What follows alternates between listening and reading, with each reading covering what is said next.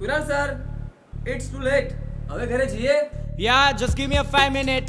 Okay, that will be fine. And sir, I'm done now. યાર દીપક, મને હજુ વાર લાગશે. I just got a message from boss and I'll be editing one more article for midday newspaper. Accident. શું કહ્યું sir? Accident case છે. Helmet વગર? તને નથી લાગતું કંઈ કરવું જોઈએ આપણે? કાલે સવારે આવીને કરીને સર. દીપક, આઈ એમ સિરિયસ. સર, આપણે બહાર જઈને વાત કરીએ.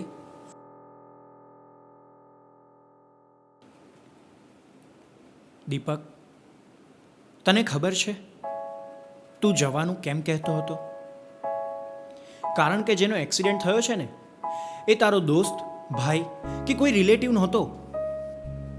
હવે વિચાર કે જો હોત તો.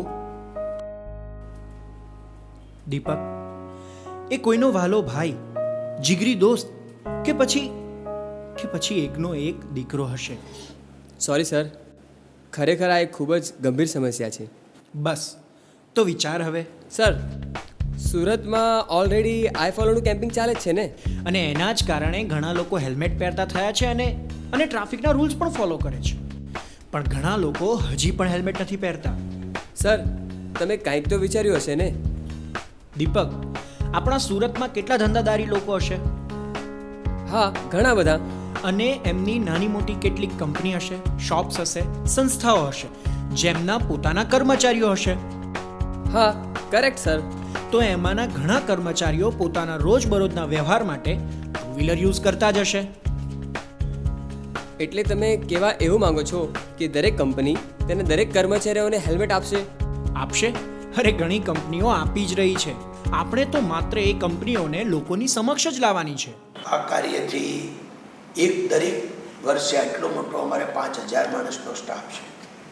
દર વર્ષે એક યંગસ્ટર પણ, એક યુવાન પણ બચી જાય તો કંપનીના ફેમિલી મેમ્બરોમાં બહુ મોટો ફાયદો થઈ શકે. હું હૃદયના ઊંડાણથી ચાહું છું કે બધા જ આ રીતે પોતાના બાળકો હોય, પોતાના કારીગરો હોય, પોતાના સ્ટાફ હોય તો આ હેલ્મેટ કમ્પલસરી કરાવવા જોઈએ. અમે અમારા કર્મચારીઓનું જીવન સુરક્ષિત કરવાનો પ્રયત્ન કર્યો છે. અને આ જ રીતે દરેક નાના મોટા ધંધાર્થીઓ તેના દરેક કર્મચારીઓને હેલ્મેટ આપશે.